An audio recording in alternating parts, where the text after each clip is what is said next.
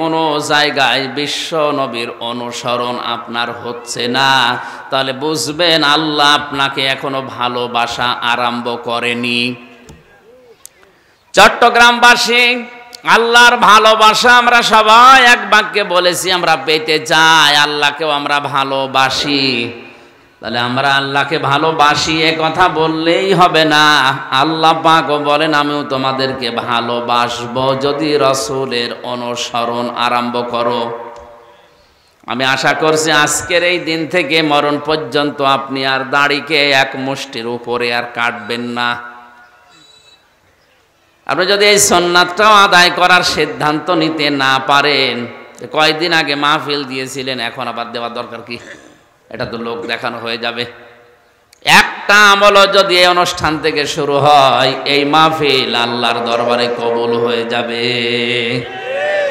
এজন্য আশা করছি যারা এসেছেন বা মিডিয়ার মাধ্যমে যারা শুনছেন, এক মুষ্টির নিচে আপনি দাড়ি কাটবেন না, এরপরে কেটে ফেলতে পারেন, অসুবিধা নেই।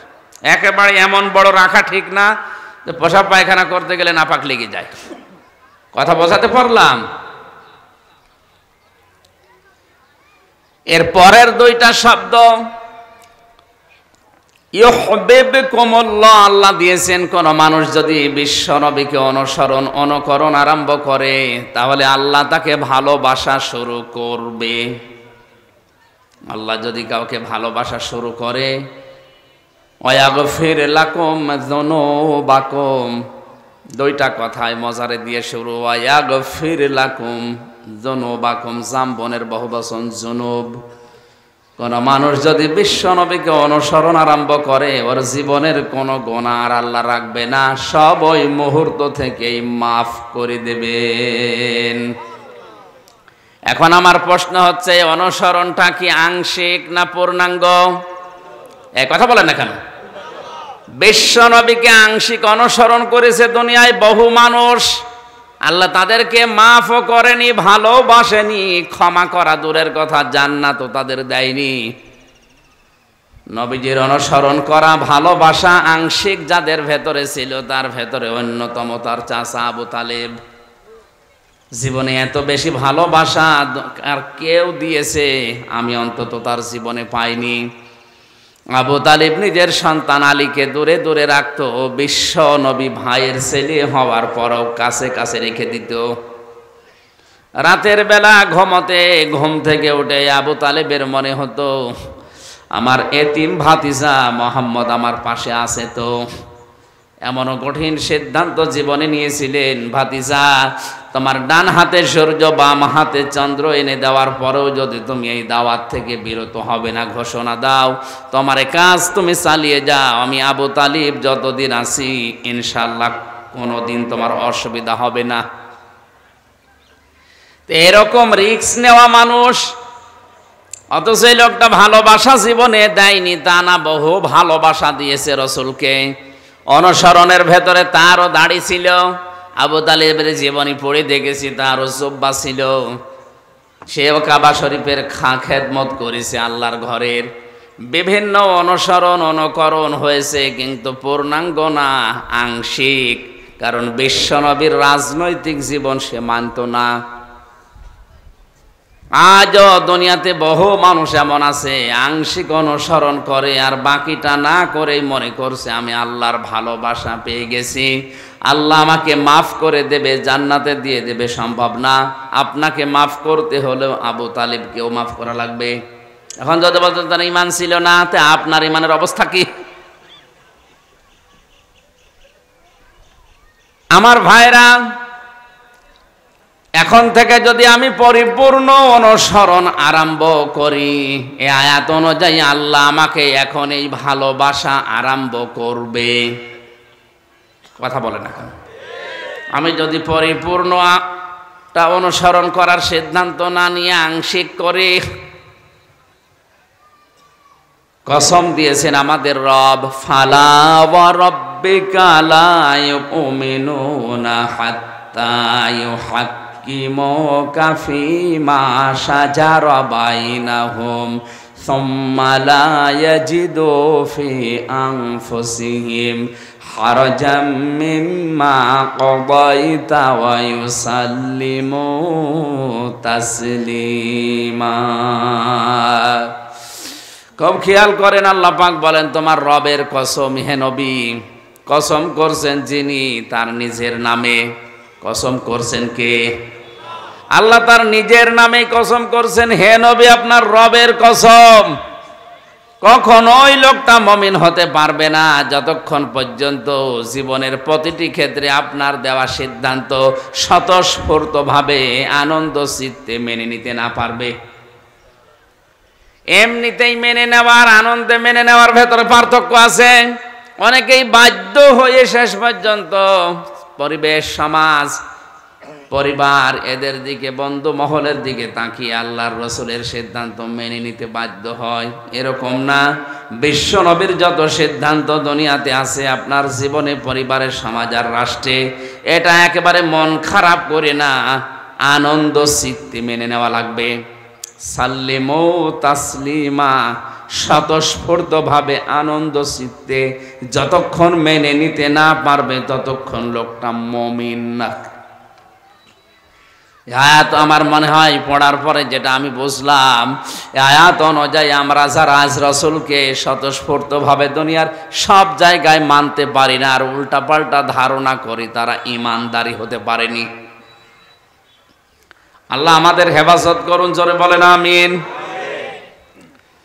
তাহলে আয়াতের সারমর্ম যেটা আমি বোঝাতে চেয়েছিলাম, আল্লাহকে ভালোবাসিয়ে দাবি করাই শেষ না। আল্লাহ বলেন দাবি করার দরকার নেই। যদি কেউ দাবি করে আল্লাহ তোমাকে ভালোবাসি, নবীজি আপনি বলুন সে যেন আপনার অনুসরণ আরম্ভ করে। এ অনুসরণ আংশিক না পূর্ণাঙ্গ? আরো জোরে, আরো জোরে বলেন, বলেন বলেন।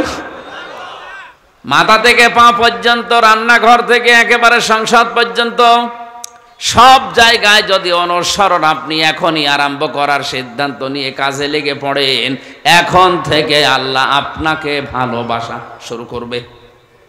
এক কথা বলা লাগবে। তাহলে এখনো পর্যন্ত আংশিক যারা করে আছেন তাদেরকে আল্লাহ ভালোবাসা শুরু, বলেন বলেন।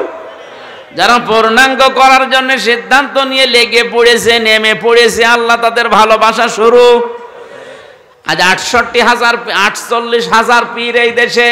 আমি পীর বিরোধী না, কেন পীরের নাম নিয়ে আজ যেগুলো করছে তাদেরকে বলছি।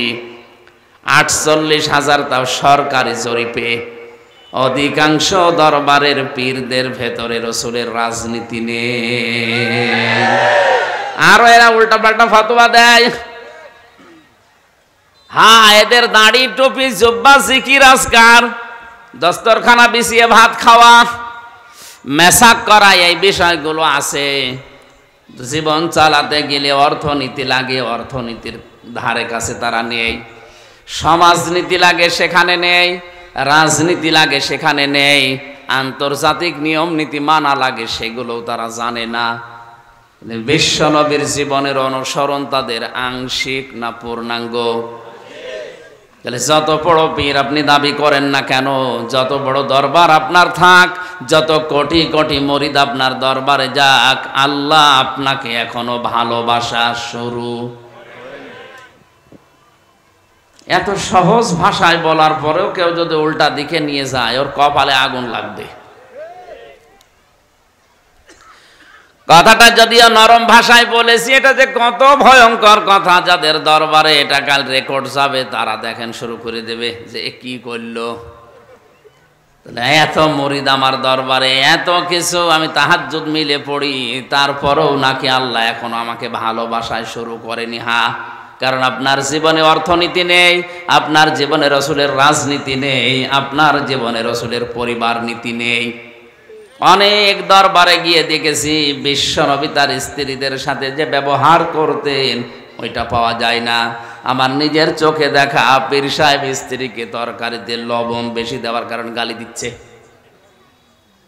অথচ আল্লাহর নবী বলেন কোন দিন আমার স্ত্রীদেরকে খাবারের ব্যাপারে গালি দেওয়া তো দূরের কথা, বিশ্বনবী কোনদিন খাবারের ভুলও ধরতেন না, দোষও বের করতেন না। হযরতে আয়েশা বলেন আমার স্বামী যুদ্ধের ময়দান থেকে ফিরে এসে দেখে আমি তো ছোট মানুষ, রুটি তৈরি করছিলাম, রুটি একটা বানিয়ে রাখি, ছাগল এসে নিয়ে চলে যায়। রোদের ভেতরে প্রচন্ড রোদ ছিল, এজন্য আমি গরমে ঘরমাত্ম হয়ে এমনকি ক্লান্ত হয়ে কখন যে ঘুমিয়ে পড়েছি আমি নিজেও টের পাইনি। বিশ্বনবী এসে দেখলেন আমি ঘুমিয়ে গেছি। আল্লাহর নবী নিজে আটাগুলো আবার খামির করলেন, নরম করে আবার রুটিগুলো তৈরি করলেন। গোশতটা রান্না করার পরে আমাকে ডাক দিলেন, আয়েশা রুটি হয়ে গেছে, উঠে পড়ো। হযরতে আয়েশা বলেন, ইয়া রাসূলুল্লাহ, যে অবস্থা ছিল অন্যান্য মানুষ হলে তো নিজে খেয়ে তারপরে ডাকতো। হযরতে রাসূল বলেন, আয়েশা তুমি আমার অর্ধাঙ্গিনী, তুমি যে আমার স্ত্রী। অন্যান্য মানুষ হলে যদি দেখতো যে বউ রান্না করতে করতে ঘুমিয়ে গেছে, ঘুমের অবস্থায় মা শুরু করত। এই জন্য পরিবারে আপনার রাসূলের আদর্শ নেই, অর্থনৈতিক জীবনে আপনার রাসূলের আদর্শ নেই, রাজনৈতিক জীবনে আপনি রাসূলকে মানেন না। তো বলেন তো বিশ্ব নবী মুহাম্মদ রাসূলুল্লাহর অনুসরণ আপনার আংশিক না পরিপূর্ণ? এই কারণেই তো 48 হাজারের ভেতরে 48 জনও আমার মনে হয় টিকবে না। রাসূলকে কেউ যদি অনুসরণ পূর্ণাঙ্গ আরম্ভ করে দেয়, ওই মুহূর্ত থেকে আল্লাহ তাকে ভালোবাসা, আরো জোরে বলেন, আল্লাহ যদি ভালোবাসা শুরু করে কয়টা পুরস্কার তাকে দান করবেন? 2টা। ওয়ায়াগফির লাকুম, আল্লাহ তাকে ওই মুহূর্তে ক্ষমা করে দেবেন। কেমন ক্ষমা? আল্লাহ ক্ষমার ধরন দিয়েছেন জামবুন না যুনুব। বহু বচন দিয়ে জানিয়েছেন ওর জীবনের এই 50, 60, 70 বছর, 80 বছরে যত অপরাধ ছিল সব ওই মুহূর্তে আল্লাহ মাফ করে তাকে নিষ্পাপ বানিয়ে দেবে। ও যদি এই মুহূর্ত থেকে রাসূলের পুরা জীবন আদর্শ অনুসরণ করার সিদ্ধান্ত নিয়ে লেগে পড়ে। আল্লাহ আমাদেরকে আজকের এই আলোচনা থেকে এই বিষয়টা নেওয়ার তৌফিক দিন, জোরে বলেন আমিন। আমার আজকের বিষয় আলোচনা করার জন্য নিয়েছিলাম আমানাত। কি বলেন? মুমিন জীবনের একটা গুরুত্বপূর্ণ অধ্যায় এটা। সামাজিক, রাজনৈতিক, আন্তর্জাতিক বিভিন্ন জায়গায় আমানতের গুরুত্ব আছে। কোরআনে কারীম জানিয়েছে, ইয়া আইয়ুহাল্লাযীনা আমানু লা তাখুনুল্লাহা ওয়ার রাসূলা ওয়া তাখুনু আমানাতিকুম ওয়া আনতুম লা তা'লামুন। সূরা আনআম, সূরা আনফাল 27 নম্বর আয়াতে আল্লাহ জানিয়েছেন, ও হে যারা ঈমানের দাবি করো তাদেরকে বলছি, কখনো তোমরা আল্লাহ এবং রাসূলের সাথে বিশ্বাসঘাতকতা করো না। শব্দের দিকে খেয়াল করেন, কত ভয়ঙ্কর শব্দ। ঈমানদারকে ডাক দিয়ে আল্লাহ বলছেন তোমরা আল্লাহ এবং রাসূলের সাথে বিশ্বাসঘাতকতা করো না। বিশ্বাসঘাতক আল্লাহর কাছে নিকৃষ্ট। অতাখুনু আমানাতিকুম ওয়া আনতুম লা তা'লামুন। অতাখুনু আমানাতিকুম বহু বচন দিয়েছেন, তোমরা আমানতের খেয়ানত করবা না। ওয়া আনতুম তা'লামুন, অথচ তোমরা এটা জানো। আয়াতে পয়েন্ট ছিল 3টা। 1 নম্বরে বিশ্বাসঘাতকতা করা যাবে না আল্লাহর সাথে। কার সাথে? 2 নম্বরে রাসূলের সাথে। 3 নম্বরে আমানতের খেয়ানত করা যাবে না।